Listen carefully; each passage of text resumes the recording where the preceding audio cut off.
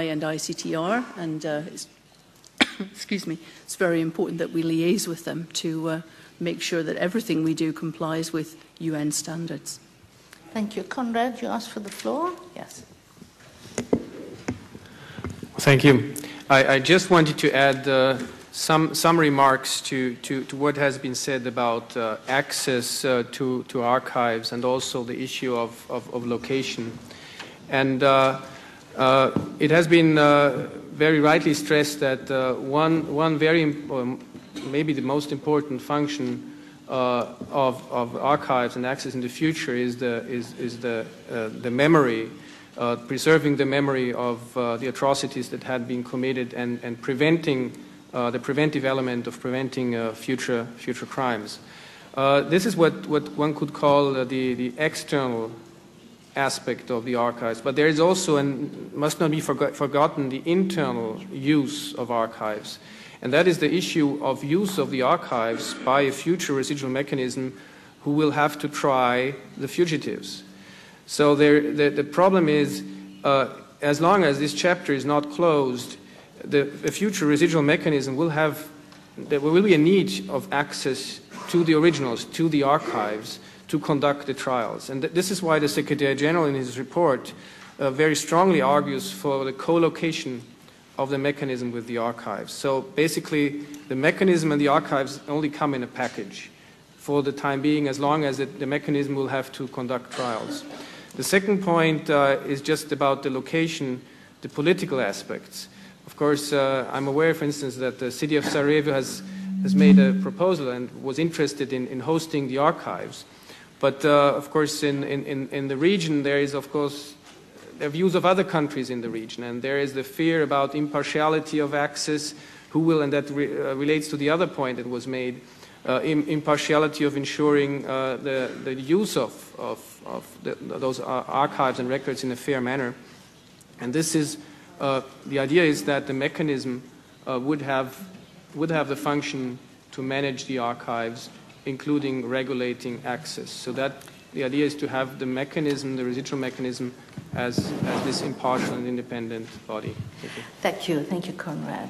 I think, having heard Bridget and Elizabeth, we could see how far the tribunals have come. It's a complex area, but they have really sophisticated in where we are today. I've been really hesitating to share with you one bad example. So if you promise not to quote me, I'm going to give it to you. So as you know, I was on the Rwanda Tribunal, one of the first 6 judges. So in those early days, there was no notion or a system of archiving. And as you also know, in the Rwanda Tribunal, there were many incidences of the castration or dismembering of male organs, and these were then pinned onto poles and so on. So the investigation team found one of these, decided to preserve it as an exhibit, but since the ICTR had no room there, they sent it here to the ICTY.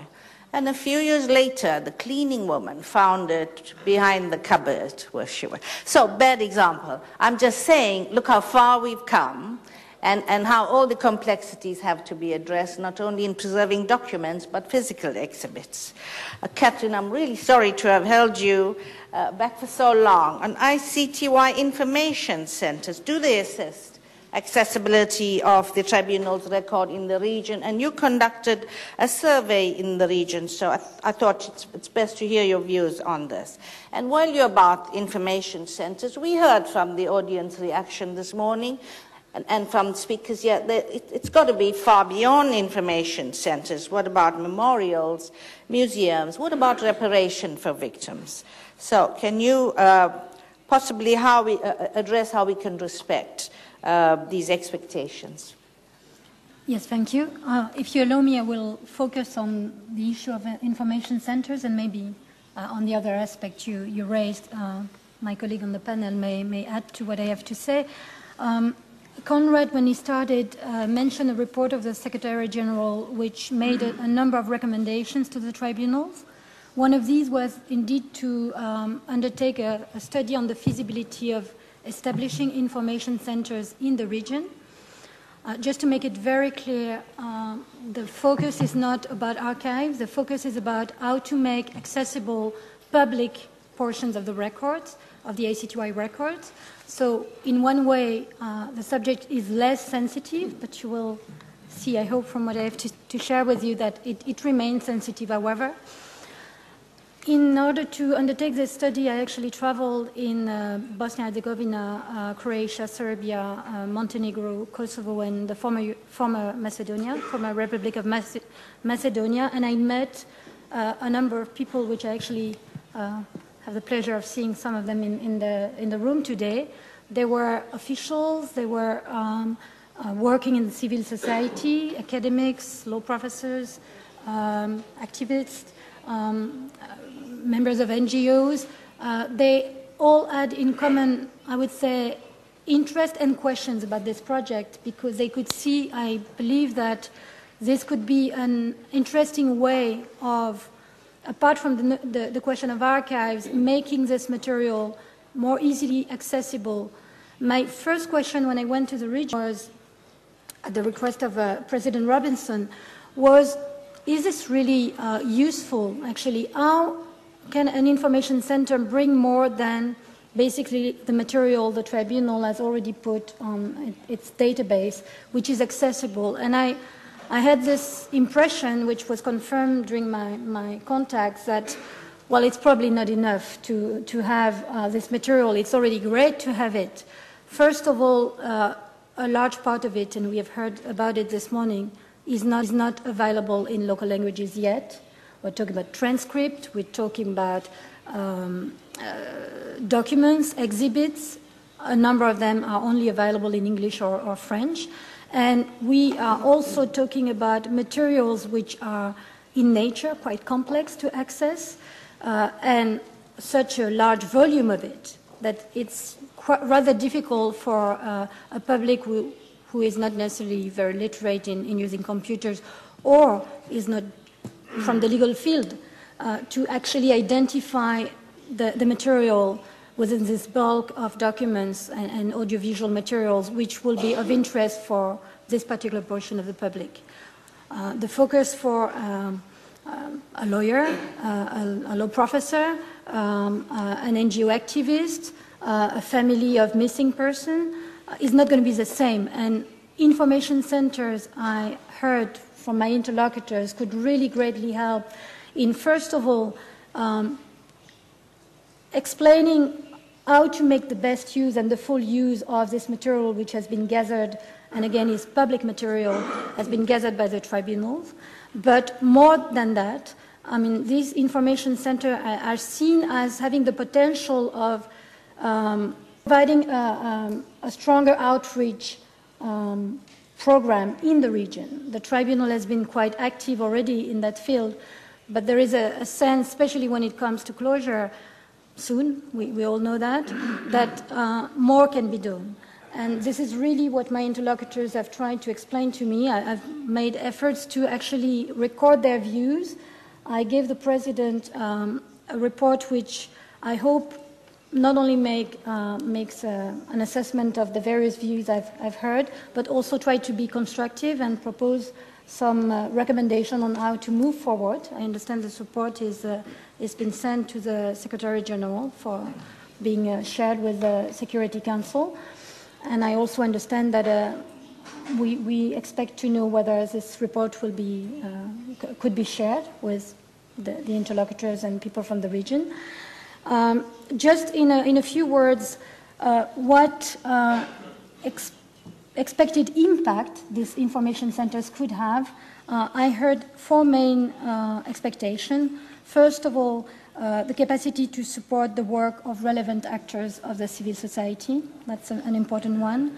Number two, support education programs and reconciliation process. There are not so many, but some NGOs are actually already actively involved in education programs. The idea is not to substitute them, but rather to complement their efforts and to actually identify material which could be of use for them. The third impact expected is supporting the work of domestic prosecutors and judicial actors, By making the work of the ICTY and its legacy better known in the region, judicial and prosecutor actors expect that their own work will be better understood. And finally, and this meets, I think, one of the questions I heard this morning, possibly working in close relationship with the media in the region and trying to have an impact on media's coverage of the legacy of the tribunal, which, if it, I mean, it's probably an ambitious part of the possibility, but if it was successful, it would certainly help as well better coverage of legacy of the domestic jurisdiction as well in this area. Sorry for having taken... Well, so there we are then. Yes, extended consultation with the community's concern and great sensitivity in the approach. I have had 2 indications already from the floor. One up there and 2 here.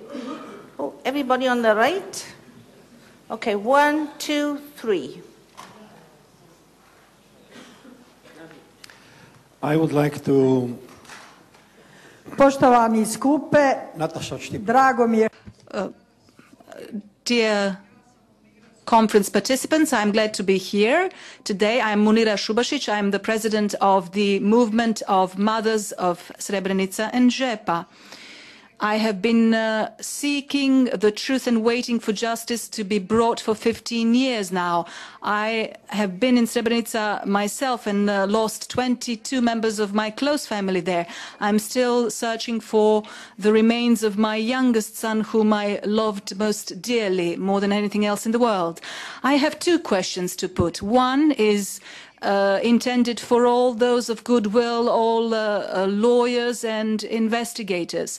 If we know that the war which was waged in the former Yugoslavia resulted in almost 90% of the genocide and crimes having been committed in Bosnia and Herzegovina, then if we know this fact, it is superfluous to discuss where the location of the archives should be. I believe that the archives should be located in Bosnia and Herzegovina, and that the UN should establish a center and govern it for the following 20 years, where all the historians, lawyers, and children who have lost their parents in Srebrenica, who are now at school or lawyers, in order to enable them to examine how far the justice meted out by the ICTY went. Secondly, I would kindly ask Judge Robinson and the Chief Prosecutor to do their best to make sure that documents that they received from the Serbian archives be declassified as soon as possible in the interests of justice. I believe that the President of the ICTY and the Chief Prosecutor enjoy the support of us mothers who, unfortunately, at the start of the 21st century are still looking for the bones of our dearest and are still witnessing the violation of human rights being committed against our children who have survived the ordeal. I believe that the mayor of our city of Sarajevo offered that Sarajevo should be the host of the archives, but we would like the UN to put that recommendation, if not for anything else, then to rectify the mistake that they made in 1995 when we experienced a genocide under their protection and under their flag. Thank you once more. May I ask you to be brief in your contributions out of respect for other people who want to speak? Veliki sam protivnik toga da se arhivska građa seli u regiju. I oppose the moving of the archival material to the region, particularly to Sarajevo, because peace does not reign in the area of the former Yugoslavia, but a truce. See you in the next war was the message of the soldiers when the Dayton Accords were imposed. The first thing that was destroyed in Sarajevo at the beginning of the war was the National Museum, and it